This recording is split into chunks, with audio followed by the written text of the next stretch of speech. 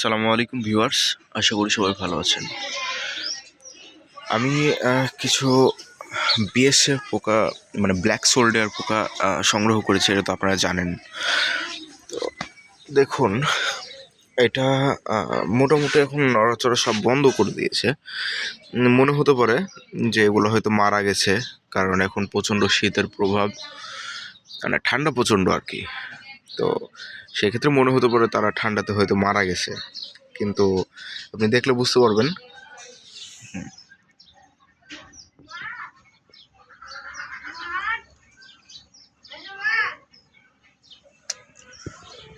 মানে তারা মোটামুটি বেঁচেই আছে, কিন্তু আসলে ঠান্ডাতে তারা নড়াচড়া একটু কম করে আর খাবারও একটু কম খায়।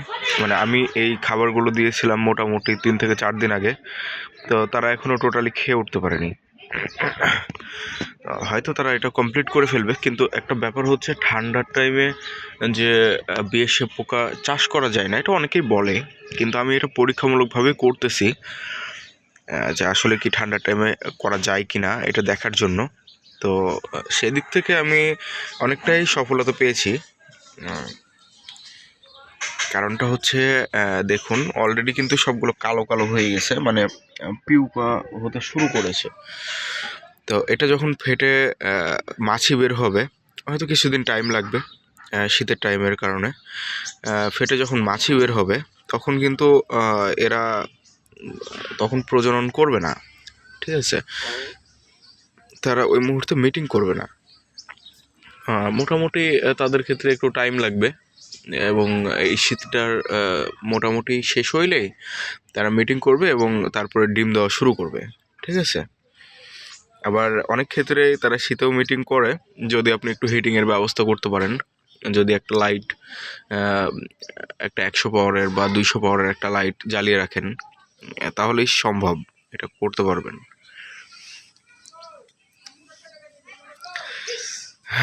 এই হচ্ছে বর্তমান আপডেট। আর এটার পরবর্তী ধাপের আপডেটগুলো আমি আস্তে আস্তে দিতে থাকবো আপনাদেরকে। আচ্ছা, একটা মজার বিষয় দেখেন, এই সাইডে খাবার, এই সাইডে খাবার কিছু কিছু এখনো খাচ্ছে। এই যে দেখুন, দেখেছেন, কিছু কিছু পোকা এখনো খাবার খাচ্ছে, কিন্তু এটাই ঠিক যখন আপনার খাওয়া শেষ হয়ে যাবে তখন ঠিক এই জায়গায় এসে জড়ো হবে, মানে এক জায়গাতে সবগুলো শুকনো জায়গাতে। কারণ এরা আসলে শুকনো জায়গা পছন্দ করে যখন খাবার ছেড়ে দেয় তখন। এবং যখন আপনি রাত্রে তাদেরকে এই শীতের জন্য আপনি যখন তাদেরকে ঢাকবেন, তখন একটা জিনিস খেয়াল রাখতে হবে, যেন তারা অক্সিজেন পায় এবং তাদেরকে ঠান্ডাও না লাগে।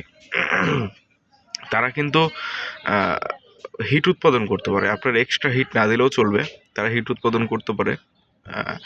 যদি আপনি তাদেরকে একটা এরকম আর একটা বোল দিয়ে আপনি ঢেকে ফেলেন, কিন্তু একটু ফাঁকা রেখে, যেন তারা আসলে অক্সিজেনটা পায়, তাহলে সেই ক্ষেত্রে তারা অক্সিজেনও পাবে, আবার ওই হিটটা বেরো হবে না।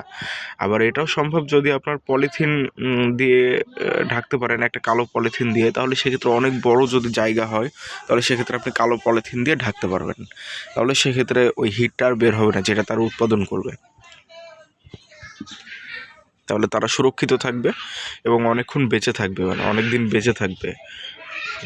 তারা পিউপা স্টেজ থেকে আস্তে আস্তে মাছি হয়ে আবার ডিম দেওয়া শুরু করতে পারবে। এ হচ্ছে অবস্থা। তবে আরেকটা বিষয়, সেটা হচ্ছে এই যে খাবারগুলো আমি যে আলু এভাবে দিয়ে দিয়েছি কেটে কেটে, আপনি চাইলে এভাবে নাও দিতে পারেন, আপনি চাইলে এটাকে ব্লেন্ড করে দিতে পারেন, বা আপনি যদি চান যে না এটাকে আমি সিদ্ধ করে দেবো, সেটাও পারবেন, তাহলে তাদের খাইতে দ্রুত সুবিধা হয় আর কি। আর এমনি এইভাবে দিলে ওরা খাইতে একটু মানে কষ্ট হয়, এভাবে ঢুকে গেছে, এরকম একটু একটু কষ্ট হয়। তো এটা কোনো ব্যাপার না, আমি এভাবে দিচ্ছি, কারণ ওই সিদ্ধ করার মতো টাইম আপাতত নেই। এছাড়াও আমার কথা যদি ভুল থাকে তাহলে অবশ্যই আমাকে একটু ধরিয়ে দেবেন, কমেন্ট করবেন, এবং যদি সঠিক হয়ে থাকে তাহলে সেটাও কমেন্ট করে জানাবেন। এবং আপনি যদি এই শীতেও এ পোকা পালন করতে চান তাহলে সেই ক্ষেত্রে অবশ্যই কমেন্ট করে জানাতে পারেন। ওকে, সবাই ভালো থাকবেন, সুস্থ থাকবেন। আল্লাহ হাফেজ।